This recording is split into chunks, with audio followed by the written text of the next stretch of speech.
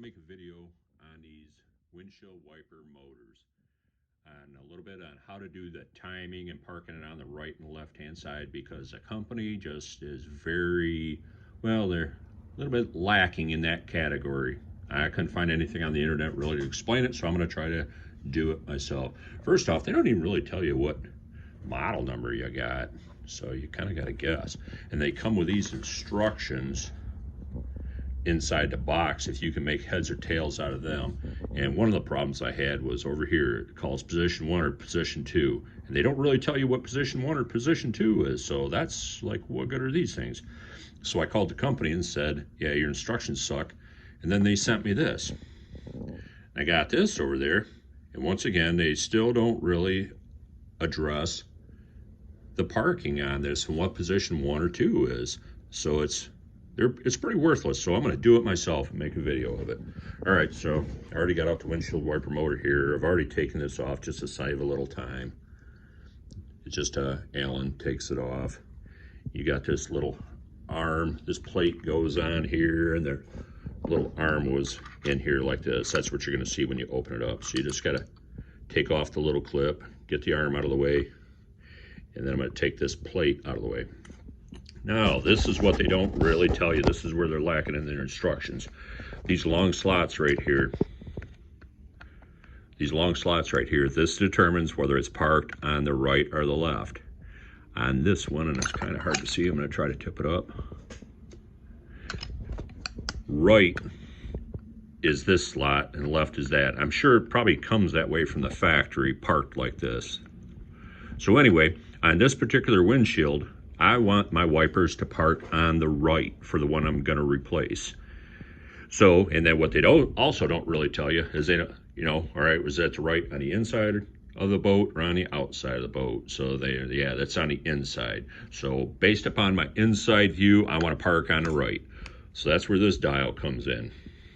It's kind of hard to see. I probably can't pick it up. I'll set it down and see if I can get a better angle. Has it rode on there.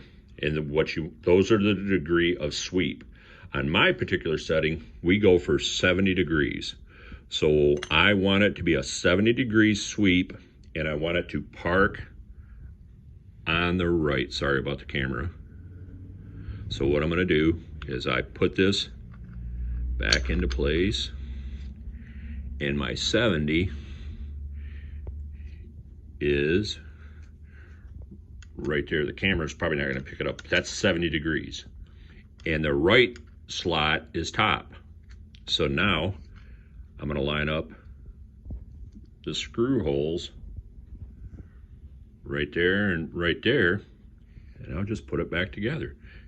That's going to give me a 70 degrees sweep and parking on the right. So now I got it back together. I got my screws back in there, and my 70 degree is right here. It's in the right top slot.